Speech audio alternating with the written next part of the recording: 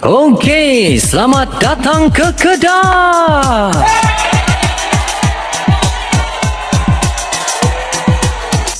Mailah mai ke negeri Kedah. Banyak jalan, kampung sudah berubah. Ada banyak bendang padi sawah. Orang Kedah semua ramah-ramah. Makan angin atas gunung jerai. Jagung rebui ada banyak kedai. Esok pagi terus Tanjung Dawai. Ikan bilik belacan jangan tinggai. Jangan lupa singgah Pekan Rabu. Ikan kasam sepat benua puyuh. Naik nara ronda-ronda dulu. Boleh teropong nampak kain baju. Kuala Kedah laksa teluk kecai. Makan sedap renti boleh tibai. Naik feri Langkawi boleh sampai. Banyak sejarah, ada banyak pantai.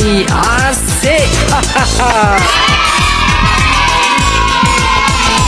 Okey, terima kasih adik-adik yang sudi support abang. Abang rasa adik ni mungkin orang utara, betul ke?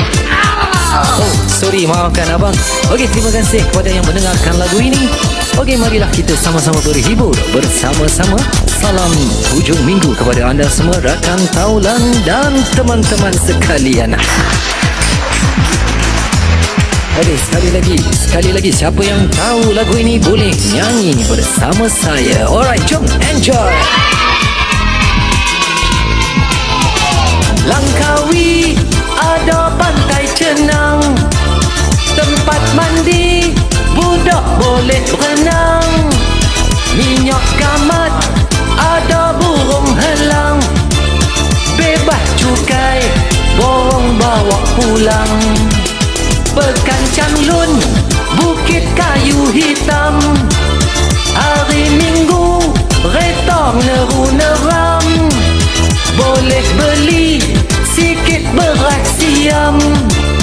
Ada durian, ada juga pelam. Gunung Kriang ada muzium padi. Banyak sejarah ada dekat sini. Pala batai kapai terbang berhenti. Kalau tak mai hampa